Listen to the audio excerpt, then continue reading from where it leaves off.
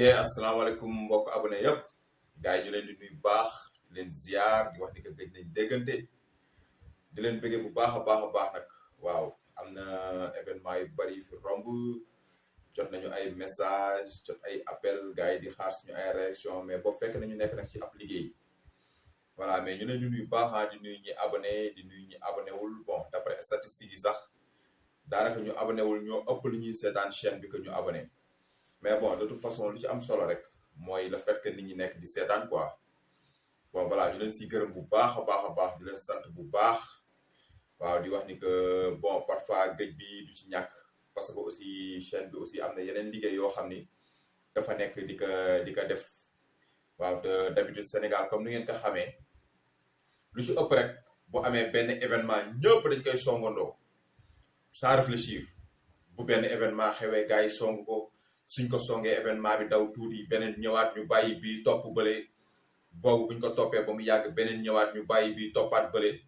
bon ñun jëluñu option boobu Académie Diffusion dafa am beneen système boo xam ni moom la bëgg di liggéeyam mooy éveiller conscience yi yéen nit yi dem xool yeneen affaire yoo xam ni moo ëpp importance foofu li gars yi nekk di topp nii parce que tout le temps aussi mu ñu topp bu politique amee rek nit ñi topp politique bi bu leneen amee nit ñi topp ko bàyyi yeneen affaires yi c'est-à-dire war ñu nekk ay nit yoo xam dañoo takkal ay AR mooy maanaam li ñuy defaral fas yi nii nga xam ne bu ñu leen defaree nii ñu mun a xool gauche duñu mun xool droite li seen kanam rek la ñuy gis ñun on refuse de travailler comme ça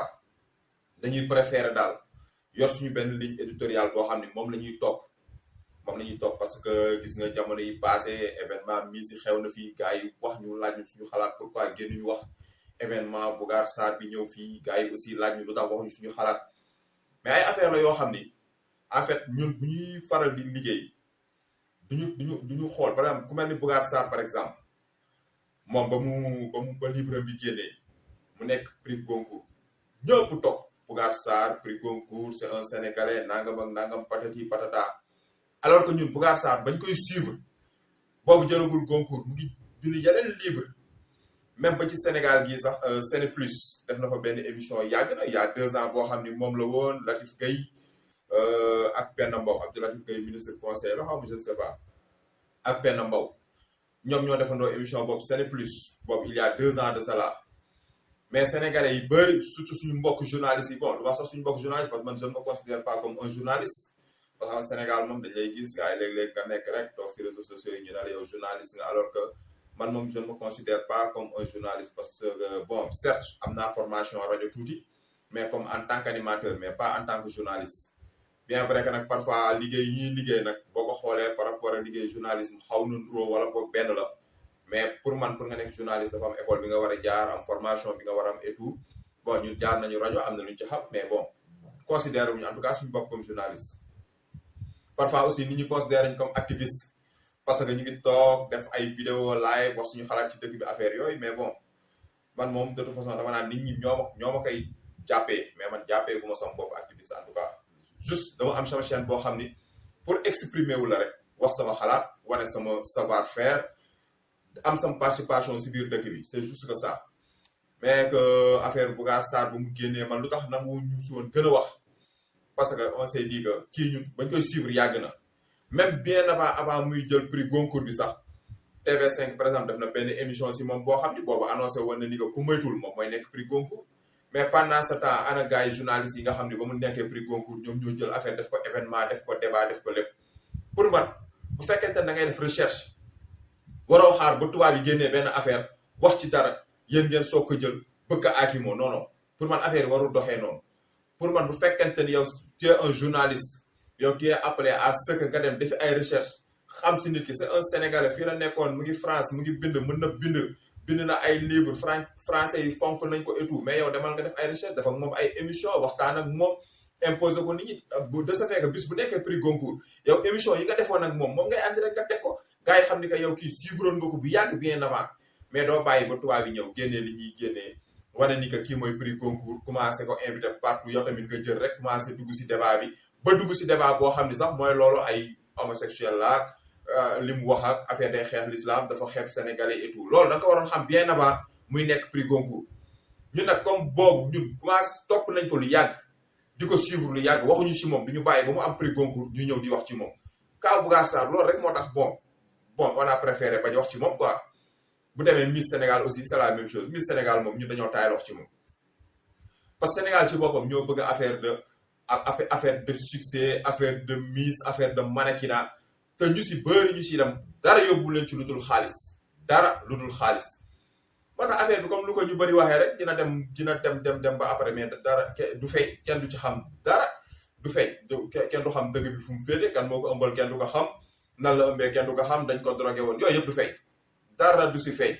moo tax jarul nit ñi di si perte seen temps parce que aussi Sénégal dafa xaw a gars yi dañuy demee tuuti ak sensation émotion kenn xamul dañu xaw a sentimental parfois bu y a des problèmes yoo xam ne bu amee da ngay oser teg problème bi sur la table ngeen wax ci duut baaraam foo xam ne mooy metti pour bu ëllëgee ñeneen ñi nga xam ne ñooy ñëw après ñooñu mun a xam fu ñuy teg seen tànk mais doone non parce que jigéen la dañ ko ëmbal ak dañ ko drogué dañ ko violé nangam ak nangam mu nekk benn point bu xaw a sensible kenn du ci wax yooyu ñëpp ngeen ñëw rek boobu rek bëgg kaa jàppale non certes dañ ko war a jàppale mais balaa ñu koy jàppale moom lan moo ko dugal ci Miss ba pare encore Miss la boo xam ni ba mu jëlee Miss gars yi sénégalais yi bëri critiqué nañ ko ñi naan rafetul ak dafa ñaaw ak dugg na fii génn fi bon ñun xamuñu yan critère la si yan base la gars yi di tànnee Miss peut-être bu fekkante ni gars yi duñu xool kanam gi morphologie bi la ñuy xool et cetera ça dépend xëy na ñoom am nañ seen ay critères ba parce que ñun duñ ko suivre carrément quoi parce que ñun moom am na y a des choses yoo xam ça ne nous intéresse pas mais bu fekkante ni par exemple yow ñëw na nekk Miss ñëpp ne kii Miss bi kat rafetul wala am na ñu ko gënoon rafet te moom moo nekk Miss le pourquoi mu nekk Miss est-ce que ñoom bu ñu waree nekk Miss amul ay conditions yoo xam dañ la naan ni boo respecté lii wala bu ñu la def loo wee lii wala lii nga accepté ko dinañ la def nga nekk Miss loolu y a des choses yoo xam yooyu gars yi dañ ci war a réfléchir waxtaan ci approfondir ko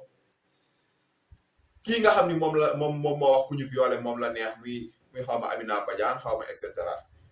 mais kooku lan ñaata millions la dépensé kooku nga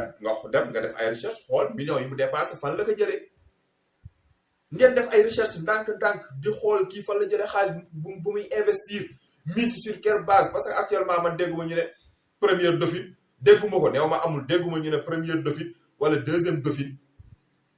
ñoom wax nañ dañ leen violé Miss yi rek ki mujj am doom ba mu ñëwee Miss 2020 la xaw ma ba mu ñëwee la moom moo wax dañ ko violé après yeneen Miss yi génn ne dañ leen violé pourquoi Miss yi kese ñu violé leen te dauphine yi tamit dañuy rafet comme Miss yi wala parfois ñu dàq Miss te violé wuñ leen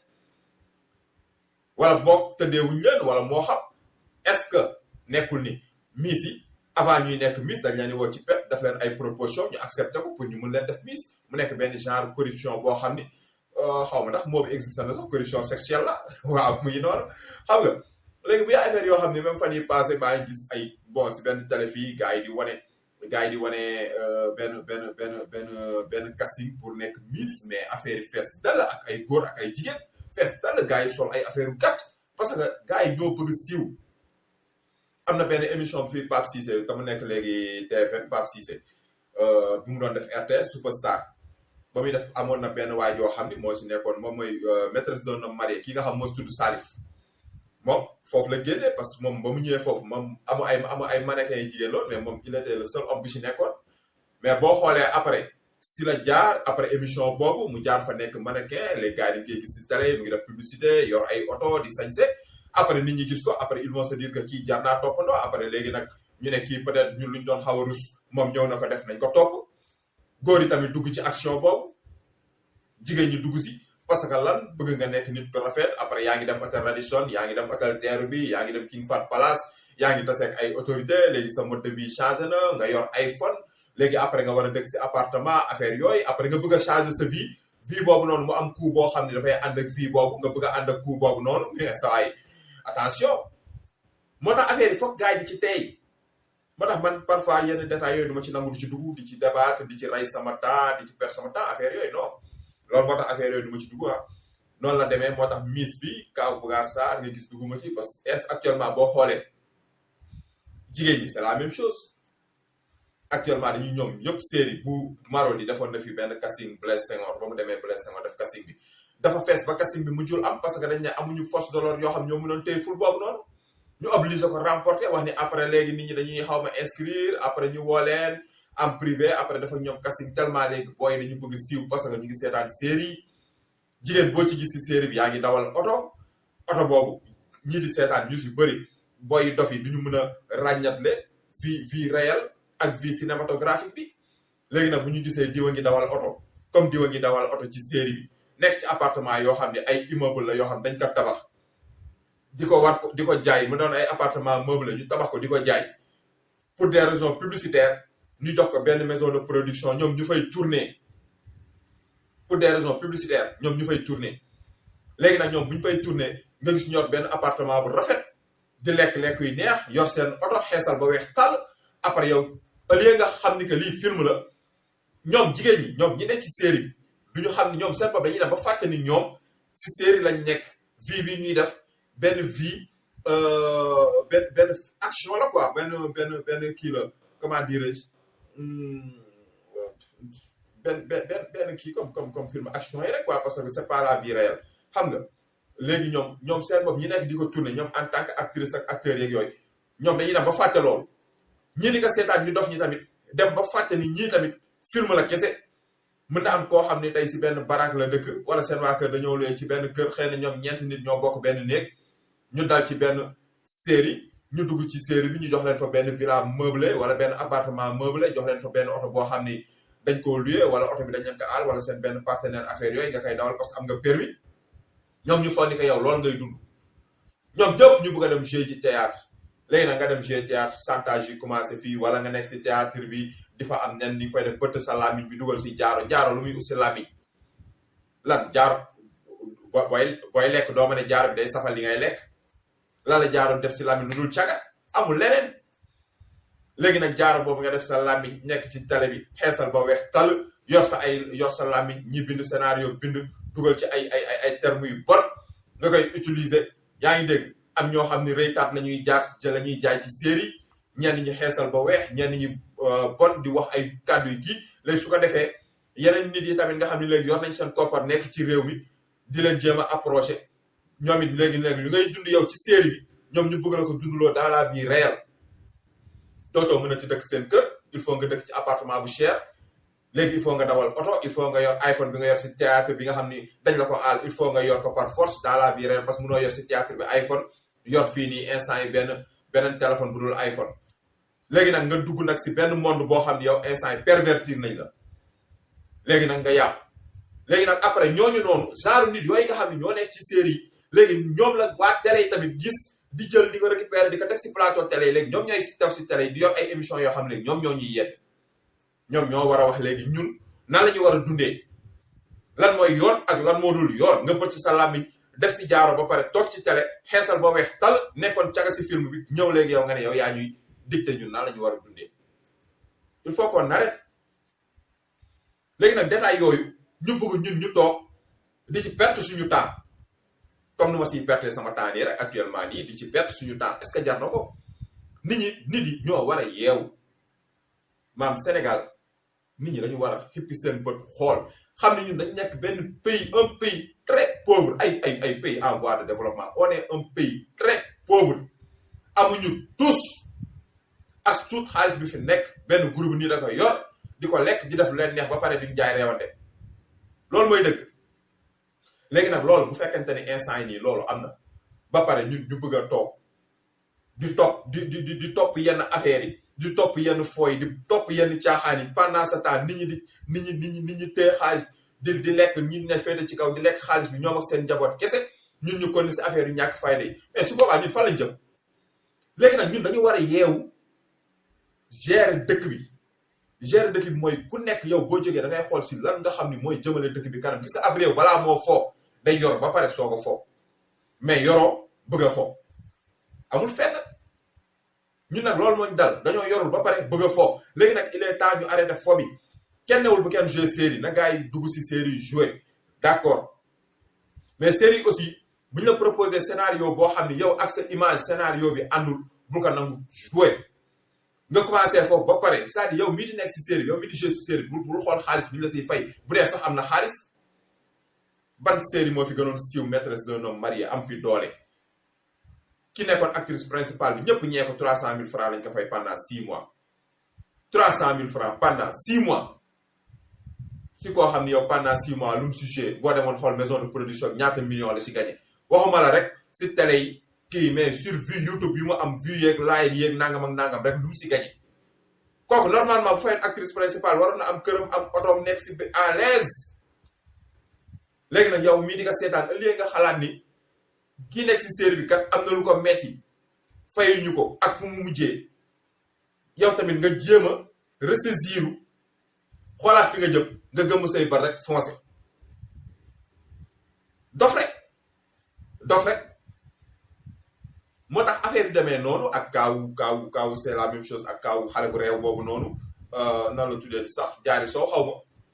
même chose la kaawam aussi kooku tamit nag wuñ si woon wax parce que boo waxee ñu naan Sourdi Yella ak moo jël peewag nangam ak nangam Sénégal fii ñu ko ëpp xam-xam téeméeri junni yoon ñoo fi nekk téeméeri junni yoon léegi nag dafa des si xam-xam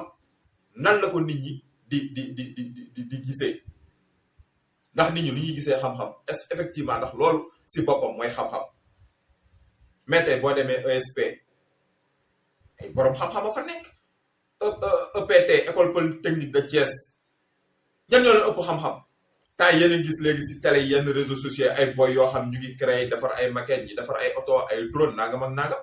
kan moo leen ëpp xam-xam jaari sow lan la ëppalee ñooñu lu dul làkkum tubaab si ñenn ñi sax pas ñëpp ñenn ñi amul leneen xale bu ndaw tey pays pendant des mois kall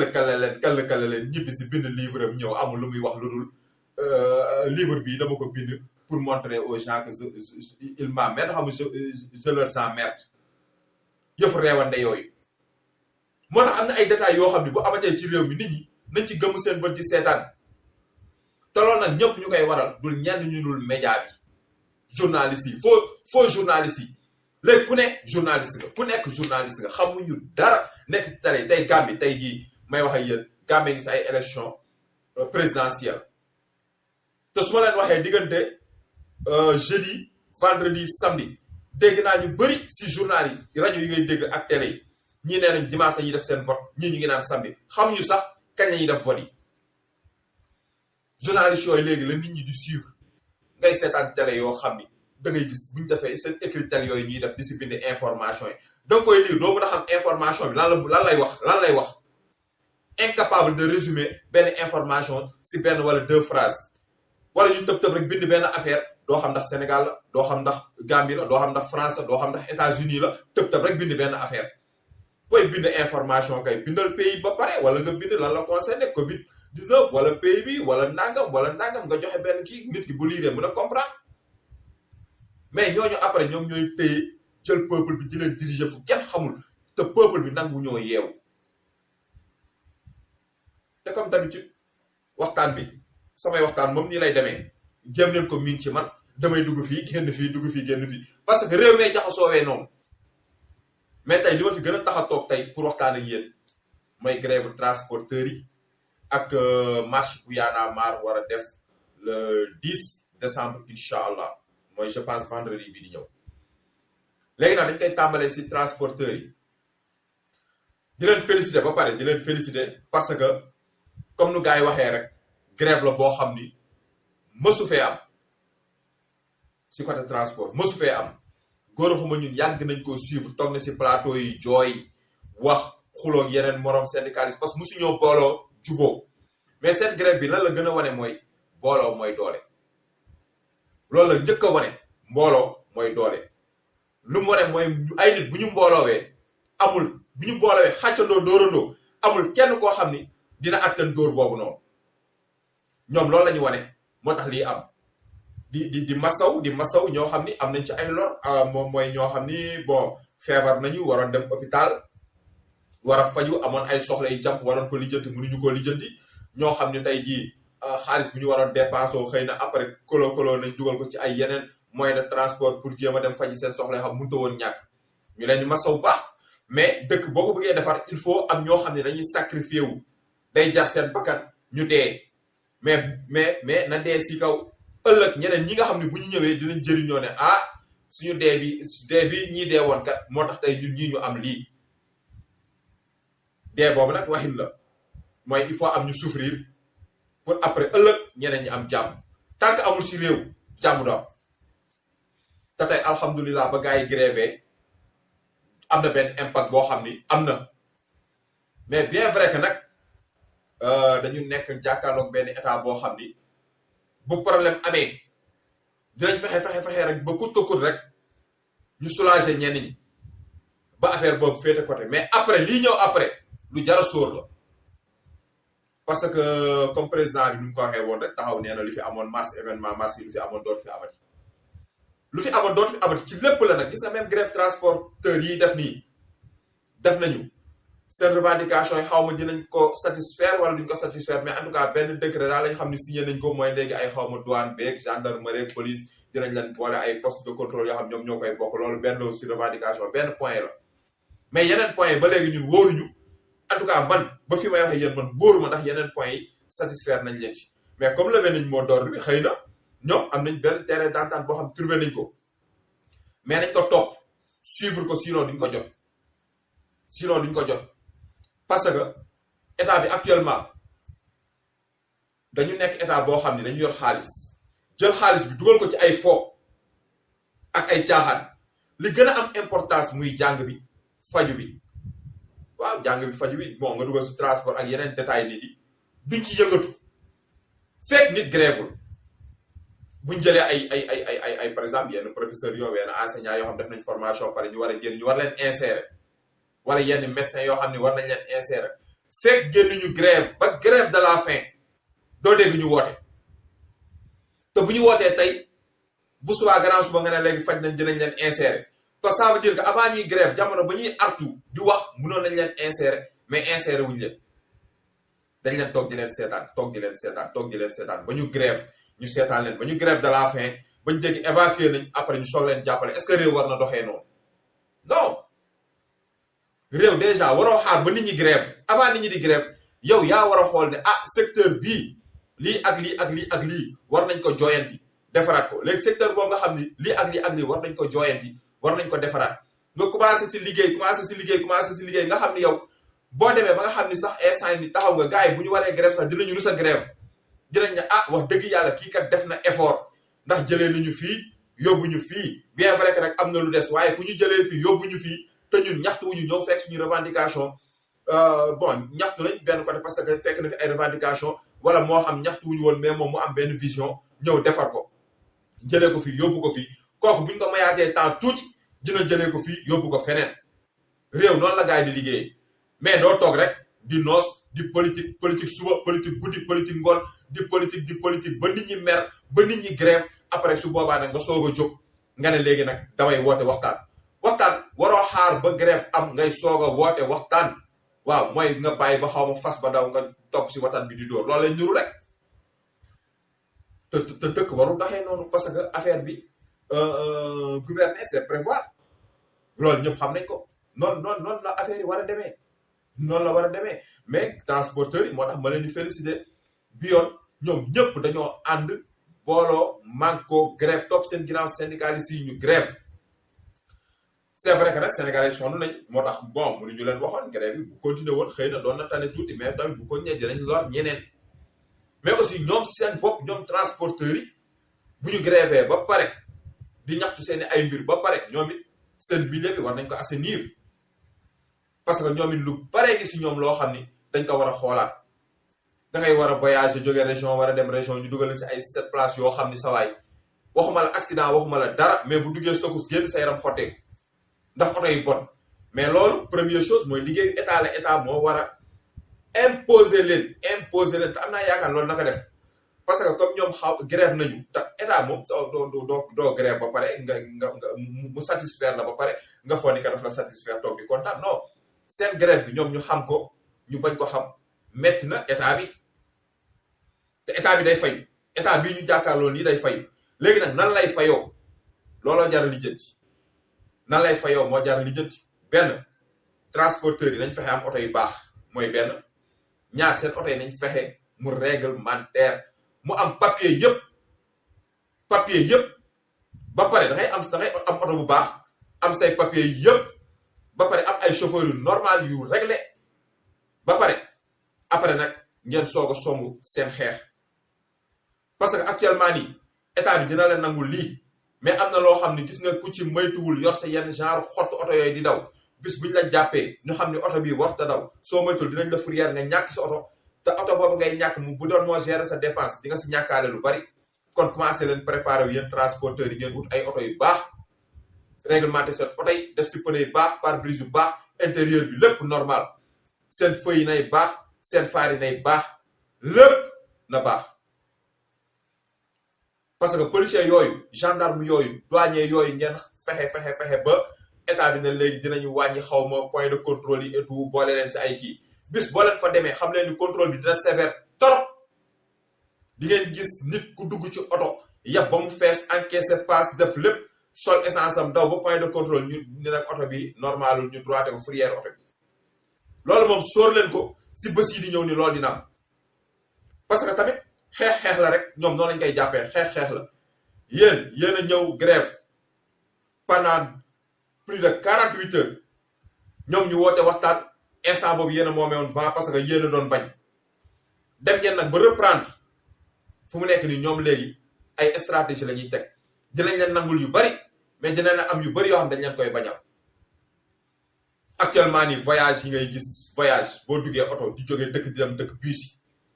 mais Sénégal ngay gis contrôle bus gendarme bi day toog ci biir oto wala mu taxaw ci kaw tali bi yor torsam nga daw ba mu yàgg mu ne la nii nga droit chauffeur du wàcc apprenti mooy wàcc daw jox ko dara ñëw fëgg oto bi continuer loolu mooy ban xeetu contrôle kay da ngay gaare oto bi chauffeur bu taxawee nga ñëw laaj ko ay papier permis carte grise nangam ak nangam mu jox la nga xool bu normalé mu dem boo gisee lu normalul nga bindal ko contravention mais le gars yi dafa duñ ko man parfois mus naa dugg benn clando chauffeur bi di waaye biiri koñ biiri dugg fii génn fii jàdd ma ne ko sa waay yow sa yoon bi gudd na torop mu ne ma yoon bi gudd na ci yow mais dafa gàtt ci man ma ne ko ci naka mu ne ma parce que su ma jaaroon yow yoon bi nga bëgg dinaa tardé ci yoon bi parce que dinañ ma fa téye li yàgg ci yoon ma ne ko mais yow bu fekkente ni say papier mat na kenn du la téye yu bari bu say papier matee foo dem ñu téye la nga wane say papier mu ne ma grand ñun papier sax dañ ko utatul parce que nga am papier yu normal nga ñàkk papier la ñu yemale ñoom bu ñu la téye da ngay fay par force moo tax may wiiri du dugg si koñ yu bari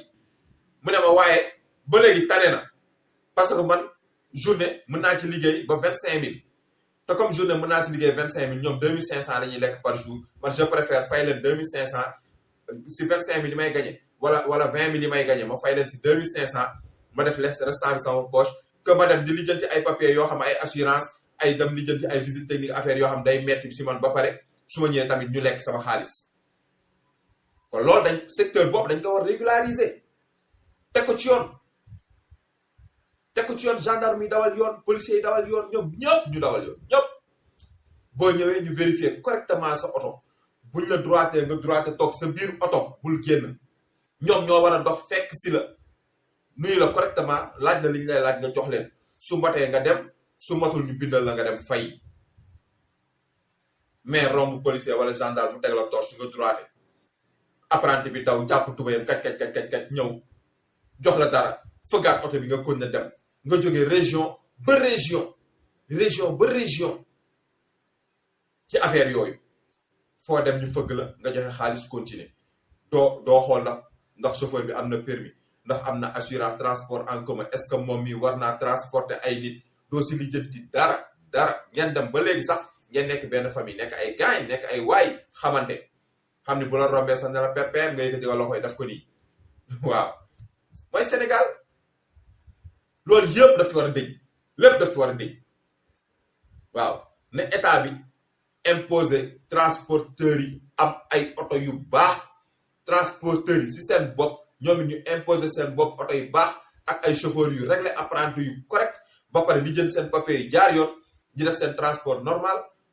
homme de loi yi di def seen liggéey normal ñun ñëpp ñu nekk si jàmm mais grève la boo xam ni baax na ma dama koy apprécier parce que képp même particulier yi après dañ ciy gis seen bopp même particulier yi nga xam dañoo yor seen ay oto particulier après dañ ciy gis seen bopp bu baax a baax parce que ñoom seen revendication yi bien vrai que su ñoom côté transporteur la mais boo xoolee globalement bis bu ñu leen ko accepté le particulier dañ ciy gisaale seen bopp kon lu baax la parce que tam dëkk munoo toog rek di yokk si affaire yoo xam ni war a si woon fay lu cher mais nga siy nekk di fay lu cher di si ñàkk sa xaalis ba pare seen grève bi waroon nañ ci dugal affaire assurance yi Sénégal boo policier bu la jàppale gendarme te amoo assurance mais sa waay da ngay fay par force dañ lay téye doo dem te yow assurance bi ngay am bis boo defee accident munoo ko topp ba ñu fay la xanaa nga nekk nit ku am doole si dëkk bi ku ñëpp xam nga siiw wala nga nekk si benn wala nga jënd oto bu bees tàkk ñu assuré la assurance bu cher boo xam ne presque yaa ngi ko assuré si ñi la jaay oto après boo amee problème ñoom ñu topp ko mooy genre garantie yooyu rek su weesoo loolu képp ko assuré si assurance yi nga xam ni mbedd boo dem fekk ko fa bis boo accidenté mooy ñàkk nga sa oto te lu si gën a doy waar mooy boo accidenté ak benn njaga njaay wala benn car rapide wala benn clando wala benn taxi oto yi bon yooyu boo yoree oto bees tàkk bis bu ñu la mbëkkee soo leen demee suñ jëlee seen papier yóbbu police wala gendarmerie boo leen xëyee soo moytul sa papier rek nga fay fekk day fekk kee moom bu xëyee day dem liggéey parce que bu demee dañ koy jox ay papier moom mu dem liggéey yow nag yow mi nga xam ne yow yaay jaar si yoon yow nga xam ne say papier lépp mën na yow assuré nga sa lépp correct na yow moomu yow après yaay souffrir yow yaay topp di daw seen ginnaaw ñu naan la waaw est-ce que lii est-ce que lee doo gis keneen ki moom doo ko teg bët mukk moom mu ngi xëy di liggéey yow nga xëy waroon liggéey doo liggéey nga dem police wala gendarmerie di lijjanti say mbir ñu fay nekk foofu noonu di la dawloo tekkee pendant ce temps moom mu ngi liggéey loolu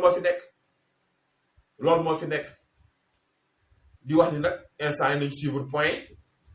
suivre ko parce que malheureusement ñoom dañoo tombé ci ministre boo xam moom foog naa dama si dellu sax loolu moom ñëpp wax nañ ko waaw ñëpp wax nañ ko fu mu jaar yëpp échec la ba si transport bi aussi mu ñaar fi échec bu suwaatam dinañ ko teg feneen échec lay doonaat rek mais nañ ko ne di muñ ñu koy teg fenn rek mais 2024 moom soreetul incha allah 2024 soreetul waaw mais ñu gën a góorgóorlu gën a def effort waaw gën a vigilant ñu ko defee nii ñu kon ne di ko defee mbooloo bi ñu bañ a bàyyi kenn dugg seen biir diggante ba yàqal leen te loolu bëgg naa mu inspiré ñu bari secteur bu mu mënti nekk rek bu dee secteur éducation bi nañ def noonu na syndicaliste yëpp booloo parce que ñuy bëri ay syndicaliste nañuy booloo bi ñuy defandoo nañuy xàccandoo di dóorandoo santé bi la même chose xàccandoo dóorandoo mais tamit am na yoo xam ne foog ñu wax ko parce que transporteurs yi état bi yéen a ngi dégg nit ñi di wax affaire car rapide yeeg njaga njaay yi dafa waroon jóge tata yi mais tata yi mënagul remplacer car rapide yi parce que car rapide yi mooy oto yoo xam ne tey 23h 0h 1h du matin ba 2h surtout les week-ends da nga koy am mais tata ban heure tata boo gis mu daw 22h embouteillage ko téye si yoon 20h ñoom ñëpp wàcc nañ koo si gis 22h 23h embouteillage moo ko téye ba 22h fekk si yoon mais ku embouteillage téyewul fu 20h jotee wàcc nañ bien vrai que dañuy teel a xëy mais duñ teel a xëy car rapide yee leen gën a teel a xëy mujjee leen wàcc mais car rapide moom seen problème rek mooy reewante rek nu leen neex la ñuy dawalee fu leen neex la ñuy taxaw dañ lay tardeel mais bis bu état bi demee ba nga xam ne mën na teg ay oto yoo xam ne tey jii oto yooyu noonu mën nañu di assurer navette yi di daw ba ay par exemple 0h 1h ba jàpp 2h du matin les week-ends sax ñuy daw toute la nuit loolu moom bis bu ñu ko amee car rapide na fi jógee mais tant que loolu amagul moom Sénégal lu leer laa ne wax bis boo fi jëlee car rapide yi su boobaa usagers yi si boppam dinañ grève ñàkk oto parce que di ngeen gis ay nit yu guddee wàcc du ñu am oto bu leen yóbbu lu leer laa leen wax loolu moom na ko gaa yi xam waaw naka gaa yi xam moo tax ñoom nañu góorgóorlu ci seen côté ñu te préparé wut ay oto yu normal waaw wut ay oto yu normal dem wut ay kii état bi aussi corruption yi nekk ci service des mines ak affaire yooyu na si jóg visite technique yi di jaar yoon oto yu baax yi di daw oto yu bon yi gaare waaw lépp tegu si yoon ñu wàññi politique bi parce que politique bi Sénégal dafa bari waaw man Dame Mbodj kooku moom dinaa tuuti si mbiram ba école ubbee juste mu commencé wax affaire grève bu école yeeg enseignant yeeg affaire yooyu toog di jàpp mais man dama ne dafa yabaate parce que yow mënoo nekk pendant les vacances tous les jours ci télé yi di wax waxu politique ba école ubbi nga ne da ngeen di grève parce que lii ak lii ak lii pendant yow ba nga nekkee di wax waxu politique lan moo la terewoon waxu école yi école doo xaar ba mu ubbi nga soog a lijjanti ay mbiram da nga koy lijjanti si vacances su école ubbee ngeen fekk leen li ngeen doon lijjanti lépp féete na côté bu école ubbee ngeen ànd ak école bi dox mais mun leen fi nekk di sacrifier boy yi war a jàng ngeen di grève ça fait presque da nga ko mat 10 ans da ngeen di grève ba examen du tee examen day am ñi jàll as tuut ñoo si xam dara jàll am na ñeneen ñu bëri dañuy jàll rek par accident bu ñu demee duñu xam dara mooy waral ni laa di nekk université looloo koy waral te loolu ñu si bëri yéen seen faute la yéen syndicalistes yi moo tax booy bu ci muus wala parent bu ci am doomam bu gars yi di grève fexeel sa doom moom am ci lu mu jàpp di góorgóorlu di jàng te xam ni mu neex ko mu naqari ko day examen par A ou par B te comme xam ne ni dañuy examen par A ou par B moment bi ngeen di nekk nit ñi di grève góorgóorlu leen ngeen jàng te xam ni que par A ou par B da ngeen di examen ji parce que syndicalistes yii nga xam ne ñoom ñoo gérer affaire bi si boppam ñoom seen bopp ñenn ñu si bëri dañoo desee jub man dàmbooj foofu laa koy meree soit da ngay topp politique wala nga topp enseignement bi wala boolee ñoom ñaar booy kaas affaire enseignement nga kaas ko si moment bi nga ko war a kaas waxoon naa si sam benn live ne Sénégal toujours dañuy bàyyi ba benn problème ne cëpp ñu soog see dugg commencé si wax mais avant problème ba wala après problème bi ñu ko lijjanti actuellement nii coronavirus bi waxoon naa ko fi arrêté waat na wàññeekuwaat na yéen a ngi dégg benn variant bees Omicron xaw ma mu ngi jóge Afrique du Sud keroog dégg naa ñu ne commencé na dugg Afrique de l'Ouest dégg naa ñu ne dugg na France aéroport yi kenn tëju ko kenn newul sud africain yi buñ fi dugg kenn xoolul dëkk yu mu am ñu ne ñun ak léegi dëkk boobu tëj nañ suñu frontière ñun ak ñoom léegi nag dañuy toog ba mu dugg si dëkk bi commencé rey nit ñi léegi télé yi commencé di ko def débat mooy li may wax sànq rek mari randoo bi bu ñu nekkee ci lii jékki-jékki am leneen lu ñëw ñu bàyyi di topp lii buñ jékki-jékkee lii kii ñu bàyyi di topp lii ñoom noonu la ñuy fonctionner léegi nga gis ñaanuñu ko sax mais bis bu fi duggee télé yi commencé ñu rey édition spéciale actuellement dem leen loolu tam waxoon naa ko dem leen ay Kër Massar yenn zone yi inondé woon boo leen fa demee di ngeen fa fekkaat encore ay inondation actuellement nii nawet bi jeex na au lieu ñu profito dem filmer ko def si ay émission wax si def si ay débat def si débat ba nga xam ni ministère yu gère affaire yooyu jëlañu obligé affaire na leen soof ba ñu obligé mu neex leen mu naqari leen ñu dem régler situation boobu mais duñ ko def de dañuy bàyyi ñooñu instant yi di sëq di wut ay xeer ay graba di sëq ba dëkkaat ba nawet ñëw mu tawaat ñu gàdduwaat caméra yi dem foofu filmer waat leen problème boobu moo tax du gaaw a régler xëy na dina musa régler mais du gaaw a régler parce que Sénégal fonctionne noonu lay fonctionner mari randoo temps est passé day santi masawu famille boobu sax mooy waa ji rayoon ñetti doom yi affaire boo xam ni daf ma metti Sénégalais yu bari je pense metti wala Sénégalais yëpp sax moment boobu noonu lan moo gën a garaaw loolu lan moo gën a jar débat ci loolu lu mel noonu mais xoolal ay ñaari fan ñett ñu ñëwaat ci élection locale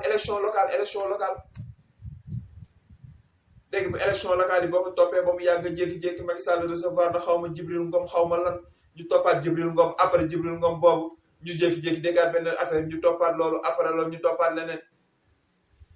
tey journée tey bi ñu ñuy rey ak cleaning day xaw ma cleaning day ay nettoyage affaire set setal yooyu Macky Sall di def set setal Macky Sall neen day set setal dëkk bi dëkk balaa koy set setal day fekk nga bëgg dëkk bi set mais moom bëggul dëkk bi set parce que Abdou Karim Fofana ba mu nekkee ministre xaw ma de l'environnement xaw ma non du environnement xaw ma ministre cadre de vie la xaw ma quelque chose comme ça mais temps yi mu nekk ci digër biir nit yi nga xam ñoo nekkoon sur trottoir yi teg fa seen ay cantine di fa jaay toog foofu illégalement moment boobu noonu mu commencé di digër biir gars yi di pavé yoon yi mbedd yi di yaatu muy leer foofu la set commencé woon foofu noonu Abdou Karim Fofana loolu mu doon def foofu la set commencé woon nga jékki-jékki rek gis muy liggéey nicement di liggéey correctement rek nga def ko fif yëkkati changel ko ministère ñu yóbboon seen cantine yëpp delloo soit cantine yi tegaat mais temps yooyu mbedd yi dafa commencé woon leer set fa lay commencé oto yu yàqu yu nekkoon si kaw tal yëpp dindi woon na leen cantine yi dindi woon na leen yaatal mbedd yi set mbedd yi rafet boo dox ci mbedd yi nga kontaan ñu teggi loolu yëpp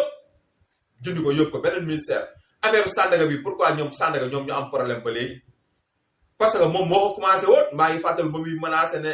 mu neex leen mu naqari leen lendemain tabaski day kii parce que dañuy tabax nga mu commencé projet bi nga teggi ko andi keneen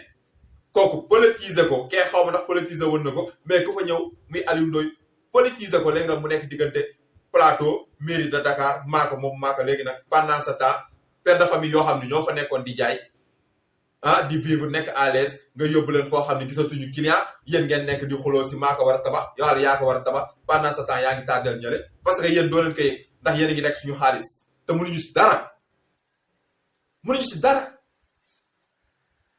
parce que ñu ñuy war a xeex nu ñuy xeexee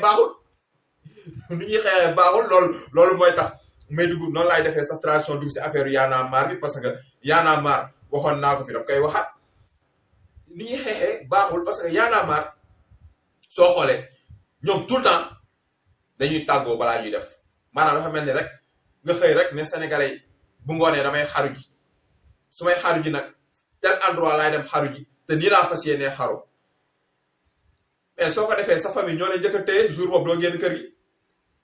moment bi nga ko waxee rek lañ lay jël séquestré la dugal loo néeg boo xam ne amul dara loo xam ne mën na tax nga xaru tëj la noonu la demee rek loolu lay njëkk a surveiller Y'en a marre loolu lay def fu nekk nii day xëy nee na dañuy marche pour affaire kilifa bi parce que libéré nañ Thier bàyyi nañ kilifa si kaso bi léegi dañuy marche ñu woote conférence de presse ñeent nit toog fa ngeen da ngeen di xaw ma ñeent toog fa ngeen da ngeen di conférence de presse da ngeen di marche le 10 yéen ngi démarré buntu université jëm assemblée nationale. Guy Marius Sagna am na fi benn dimanche boo xam ne mu ngi doon woote fële côté Limamoulaye mais oto yi oto policier dañuy romb fajar 6 heures du matin di romb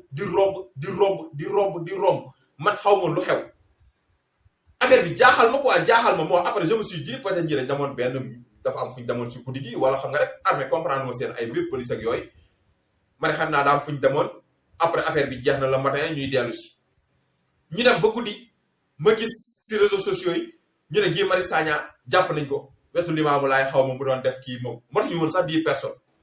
te man oto yi war romb jour boobu mën nañu 15 fees tell ak ay policiers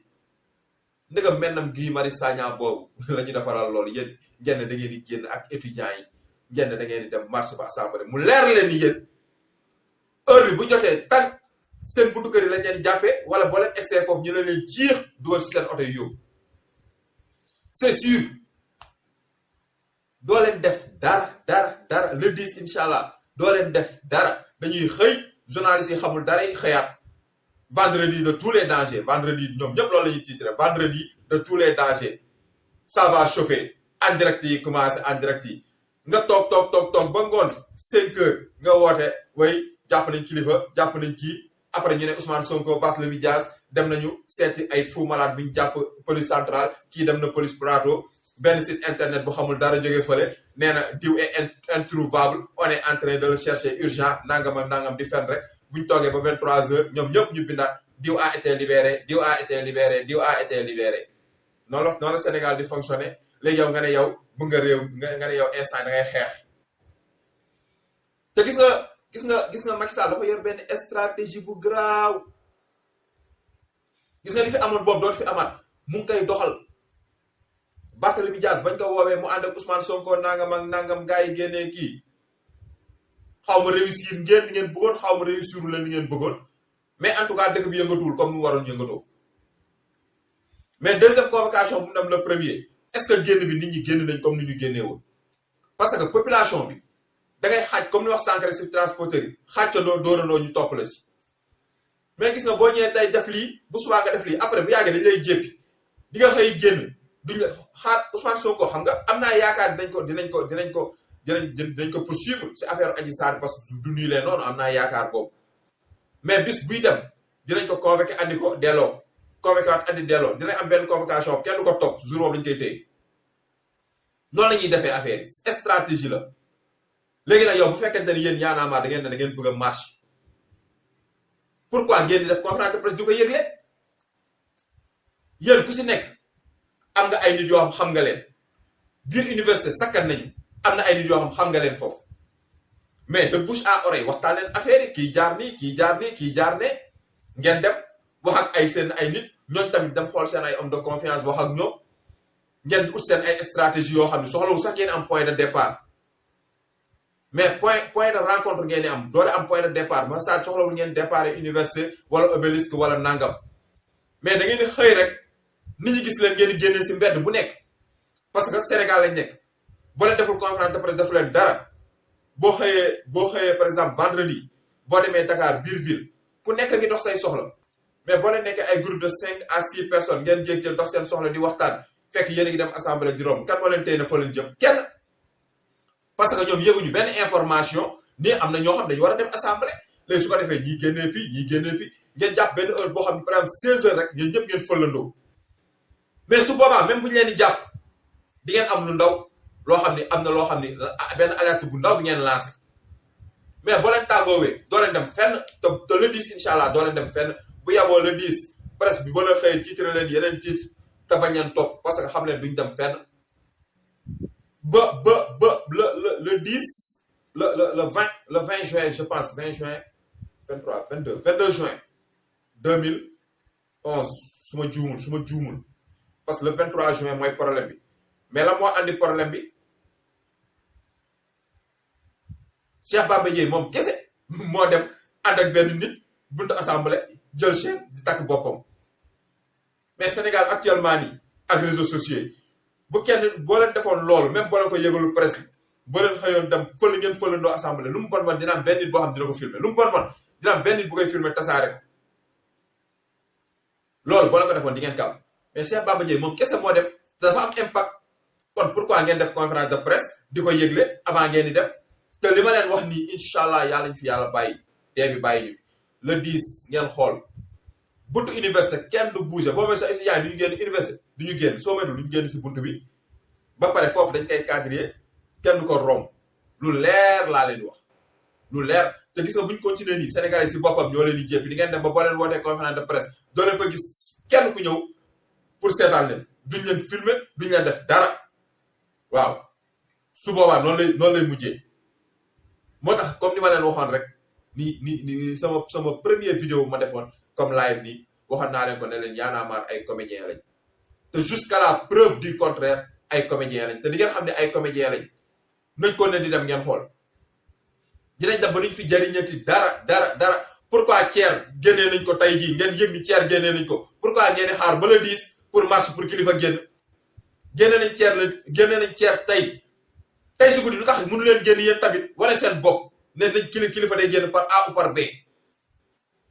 nit ñi topp leen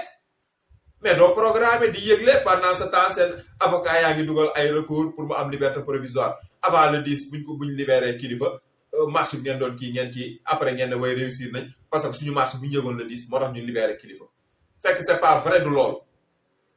loolu fekk état bi aussi dafa am ay stratégie mais actuellement dafa mel ni stratégie état bi moo gën a baax stratégie peuple bi te peuple bi moo ëpp doole état bi mais peuple bi fu mu nekk nii dafa dem ba dafa yaafus ba damay ragal est-ce que ñun liggéeyuñu sax est-ce que liggéeyuñu en tout cas doy na waar waaw mais daal mu ngi noonu en tout cas affaire yaa ngi noonu di leen gërëm di leen sant dellu si waat nañu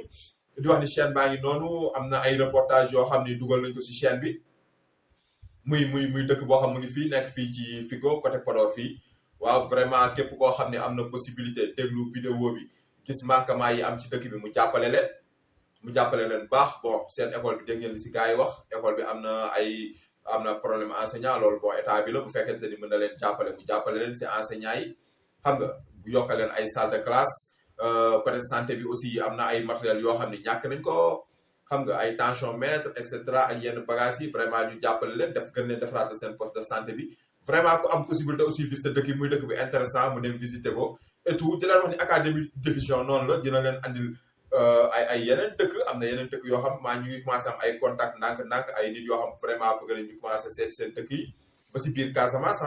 am na ay dëkk ñu fa wax yu intéressant yoo xam ni bon ñu ngi koy soog a dégg xamuñu ko woon mais expliqué nañu yoo xam ni jar nañu dem ba foofu def ay reportage bon du wax ni que daal chaîne bi généraliste la dina bientôt di ngeen am ay interview di ngeen am ak kii yu bari yoo xam dina ñëw chaîne bi mais politique moom duñ ko topp kese bien vrai que nag local yi am na lu ñu ciy préparé di ngeen gis live dinañ ko gën a accéléré bon bu ñu xasee ba dugg si campagne électorale yi à chaque fois que ñu sentir ni que war nañu wax rek dinañ dugg à 2 à 3 fois si journée bi su ko jaree dinañ ko def ak yeneen waaw di leen gërëm bu baax di leen sant di rafetlu ànd bi ngeen ànd ak chaîne bi di wax ni que nag chaîne bi doole gi bëreegul ngeen forcé ko booster ko abonné aimé bon di partager yenn vidéo yi et tout soxla aussi commentaires yi bien vrai que ñu ngi am ay retour ay appel téléphonique ay message WhatsApp et tout ñu leen si gërëm baax di leen sant bon di leen ñaanal jàmm di ñaanal suñu bopp jàmm di ñaan yàlla bàyyi ñu fi daal ñu yàgg fi lool incha allah jaajëf merci beaucoup